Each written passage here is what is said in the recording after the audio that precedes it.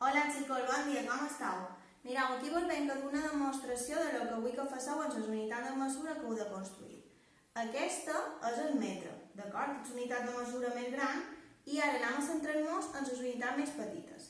Com veus aquí jo tenc en blau un decímetre i en morat un centímetre.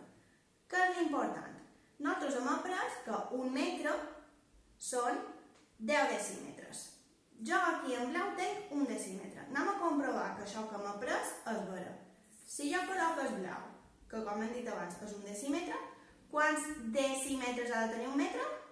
Correcte, 10. Anem a comprovar. 1, 2, 3, 4, 5, 6, 7, 8, 9, 10. Per tant, l'afirmació de que 10 decímetres és igual a un metre és correcte.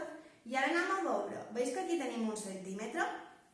El centímetre, que és aquest bossi morat, correspon a els 100 centímetres que té un metre. Evidentment no els contaré, perquè si no aquest vídeo serà massa llarg. Però anem a comprovar si a dins un decímetre hi caben els 10 centímetres que a les equivalències hem après. D'acord? Així que si jo tenc aquí de 40 a 50 és un decímetre, en blau tenc un decímetre, vaig a comprovar si és vera que a dins un decímetre hi ha 10 centímetres.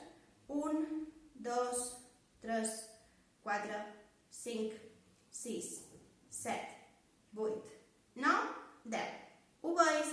Així que ja sabem que les afirmacions de les equivalències que hem après fins ara són correctes. Si volguéssim provar amb el mil·límetre seria el mateix, provar si dins un centímetre, hi cabessin 10 mil·límetres. I cada vegada llevam un 0. Per tant, ens queda clar. Un metre són 100 centímetres i són 10 decímetres. I si volguéssim fer la prova amb mil·límetres, veuríem que serien 1000, perquè correspondrien a totes aquestes ratxetes petitones. Espero que vos hagi agradat i ens veiem demà un altre vídeo. Adeu!